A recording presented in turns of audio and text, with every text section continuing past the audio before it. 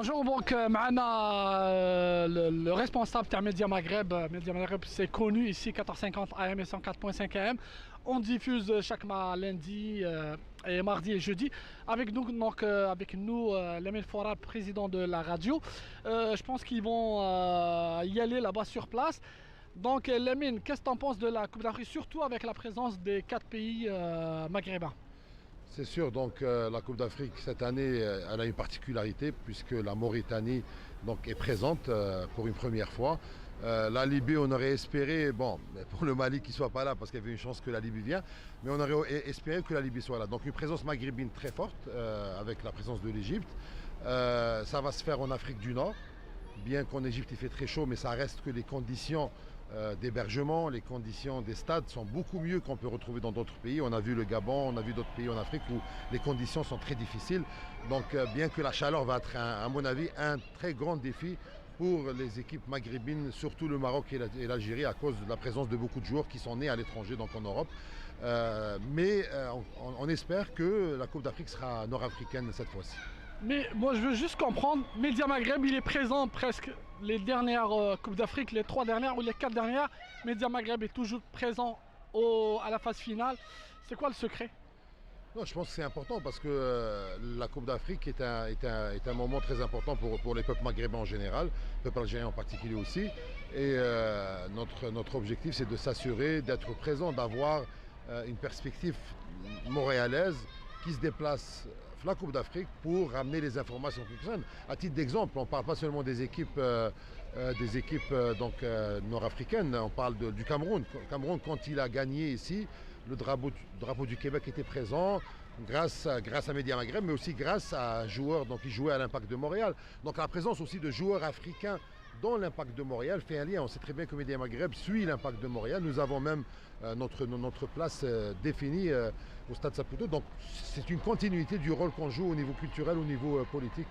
Donc dernière question, c'est quoi d'après vous les chances des sélections maghrébines? Bon, c'est une Coupe d'Afrique, c'est très difficile.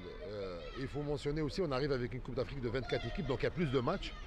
Je dirais le premier tour perd son challenge. C'est beaucoup plus facile de passer le premier tour à mon avis parce qu'il y a quand même presque 2 équipes qui passent, puisqu'il y a le premier plus les meilleurs 4 de ces groupes. Ouais, les 4 meilleurs, 3e, donc il y a une grande chance de passer. Le défi, c'est qu'il faut gagner une 8e de finale, un quart de finale, et une demi-finale et une finale. Ça fait que les matchs à élimination unique deviennent plus importants et à mon avis, ça demande plus de temps. Le fait que ça se déroule l'été en Égypte, parce que si c'était au mois de juin dans l'hémisphère sud, ce serait l'hiver, donc ce serait un peu plus facile.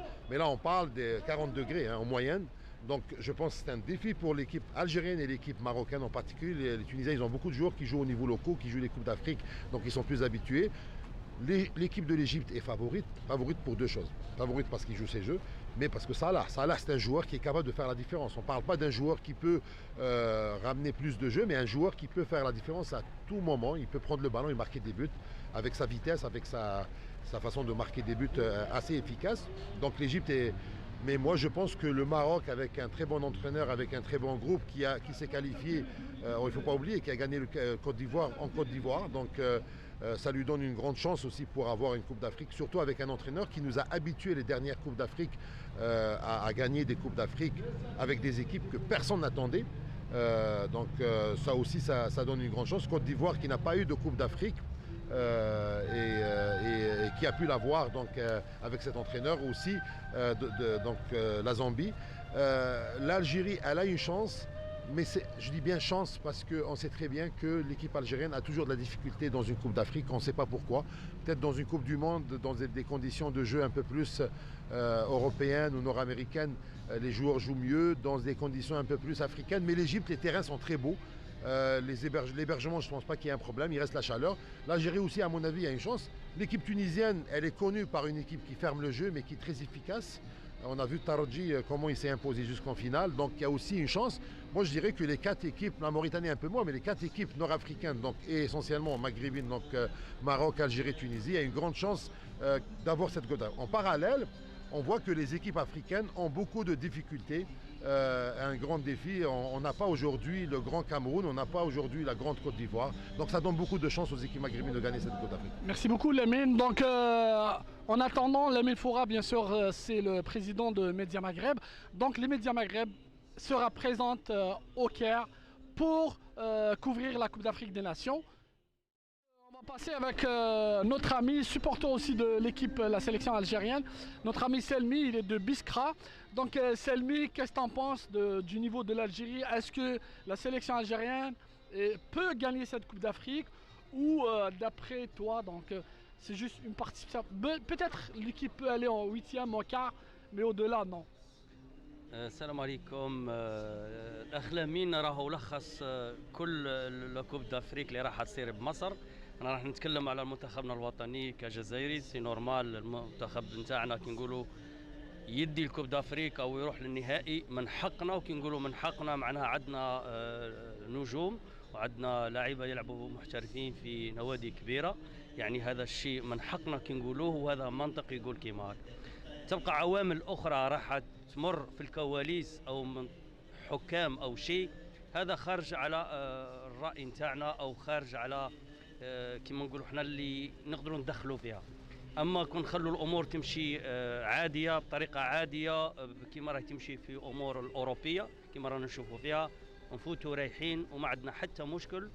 وهذا العام اللي لازمتنا نكونوا فيه في النهائي. يعني بالنسبه لي انا المنتخبنا الوطني اليوم يعني إذا ما ديناش والله ما وصلناش للنهائي في هذه السنة، معناها صعيب باش نديروا حاجة واحدة أخرى. يعني نتمنى المنتخب تاعنا مع جمال بالماضي، وجمال بالماضي يعني رجل يعني تاع ميدان، وهو إنسان جزائري وراه مدرب المنتخب الوطني، ماهوش كمدرب يعني عادي جاي من بوسنة أو جاي من ألمانيا.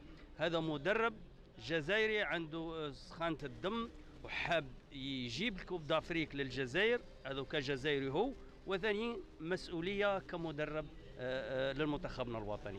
يعني الشيء اللي نتمنوه أن الجماهير الجزائرية تلتحم وتكون مع الفريق نتاعها في السراء أو في الضراء، وفيه خسارة وفيه ربح، لكن إذا كانت الأمور تمشي بطريقة نورمال وعادية ونفوتوا رايحين وما تحبسنا لا كينيا لا الكاميرون لا المغرب لا مصر، يعني نفوتوا عليهم رايحين. Merci, donc Selmi. On va parler avec Lamine Foura, mais cette fois-ci de la sélection algérienne.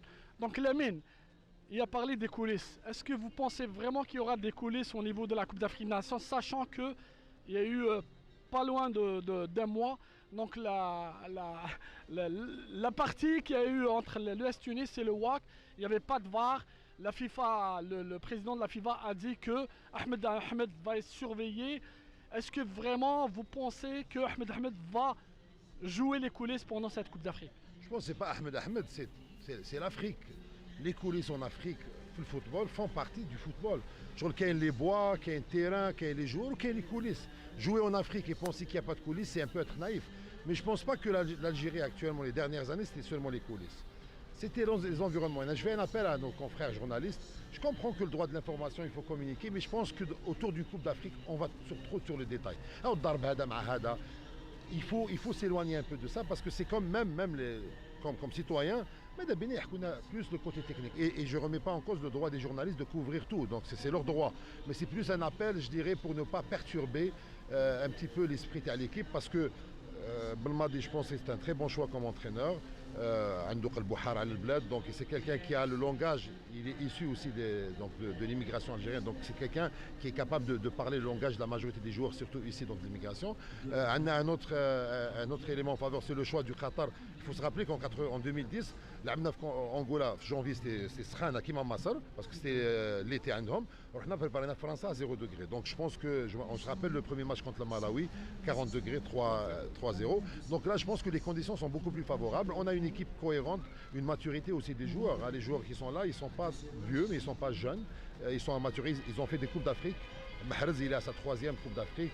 La même chose pour Brahimi, la même chose. Donc, il y a une chance que cette Coupe d'Afrique, ça serait une Coupe d'Afrique algérienne. Mais ça reste un grand défi en face d'une Égypte très forte avec Salah, en face d'un Maroc aussi, et plus d'autres équipes comme le Cameroun et comme la Côte d'Ivoire. Mais là, je pense que c'est l'ambiance de l'équipe qui, je vois, on commence à tomber dans des schémas de discussion sur les plateaux qu'il faut éviter à un moment. Parce que oui, c'est pertinent de les traiter, peut-être les traiter au moment opportun, mais les traiter à quelques jours de début à la Coupe d'Afrique. Ouais. Je pense que c'est pas, je ne veux pas remettre en cause le droit des journalistes, ils ont le droit de le faire, mais il y a une exagération, je pense. وي باسكو ثاني ما ننساوش باللي عندنا واحد لي بلاطو في القنوات الخاصه في الجزائر، ما نذكروش اسامي القنوات، ولكن كاين محللين ما همش في المستوى المطلوب باش يبنيوا وراهم يهدموا في المحترفين في المعنويات المنتخب الوطني. وهذه مش جديده، في السابق مرت كؤوس افريقيه وشفناها، يعني حطموا كل الدول تشجع المنتخب نتاعها، لكن المحللين تاعنا او النقاد اللي يسموا رواحهم نقاد ومحللين، انا نقول لهم يا للاسف اللي ما نجحش في نادي باش يدرب وخسر يرجع يولي محلل او ناقد في قناه. هذا شيء عيب وماهوش حتى من باب الانسانيه ما توقعش، لان اي مدرب كي تنجح في الميدان عندك الحق باش تروح تدير تحليل او نقد في لي بلاطو. انت خسرت في نادي وترجع باش تروح تحلل. Mais نقول مش قضيه برك مستوى، انا نحترموهم الكل. لو بروبليم سي كيسيون دو تايمينغ، ساك على العام ننتقدوا سي كوريكت باسكو انت هذاك دوك حنا في الحراك هذا واش صاري سي كو لي جون اون با كريتيكي، سكتنا على هذاك وقع الظلم هذا. دونك الانتقاد ماهوش بروبليماتيك، سي جوست اون كيسيون تايمينغ. اي سيمين دو كوب دافريك ماذا بينا يحكوا لنا واش هو اللعب، اش حيلعب لو ستيل دو جو، كاش حيلعب لي جو ولا حيلعبوا ضرب سوانيور مع الاخر، سو ستان ديتاي اون سيمين هذا صح. بالك كي تولي كوب دافريك وما دارش كوب دافريك وما دارش ريزولتا يعاود يحكيو اوكي لو bilan, il y avait un problème dans le groupe. Mais à une semaine de Coupe d'Afrique, parler de ça, je pense que c'est pas pertinent. Sincèrement, وعندهم الحق tout au long de l'année, critiquer, c'est bien, parce que ça va améliorer l'organisation pour faire la pression sur la fédération, sur Zetchi, c'est positif. Mais à une semaine de Coupe d'Afrique, يحكوا لنا على حاجة صارت في مارس. Non, je pense que c'est pas pertinent. Ce qui est pertinent aujourd'hui, يرفدوا المعنويات تاع الفريق ويركزوا surtout على des analyses techniques باش الناس تفهم كي يشوفوه يلعب. باغ اكزومبل دوكا البروميير ماتش كيفاه لي زالجيريان يفهموا كيفاش يلعب. انا ماذا بيا المحللين لا سيمين دافون يفهمونا، باسكو سورتو راحوا ما شافوا الماتش، لي 3 4 جورنال شافوا الماتش باش نفهموا حنا كون ما نعرفوش بعض اوكي يلعب هكذا او قال لي الاخر. بصح حنا كنا نعرف سوانير ضارب مع الميدسان، سوانير ضارب مع بريباراتور فيزيك ولا اي سيمين اون با بزوان سا. راح اللي حاب يروح. لامينا الاخ لامين لخص لك كلش ودلك لاطوبسي للبلاطو. Merci beaucoup Selmi, merci beaucoup Lamine. Donc avec nous Mohamed Azzoun, donc l'un des dirigeants ex-dirigeant du MPO à l'époque, donc le MCO en ce moment. Donc est-ce que vous pouvez nous parler un peu de cette Coupe d'Afrique des Nations? Et vous pouvez parler aussi de l'MCO avec l'MPO.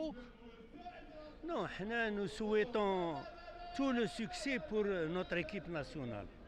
Belmadi, c'est un bon entraîneur comparé aux résultats des précédents durant ces 20 dernières années. Les joueurs que nous avons, c'est ce qu'il a trouvé de meilleur pour l'instant.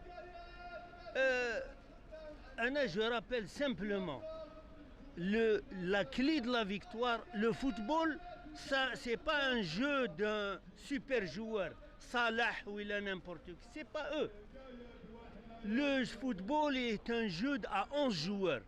Si les joueurs ne savent pas jouer ensemble, il n'y aura pas de résultat.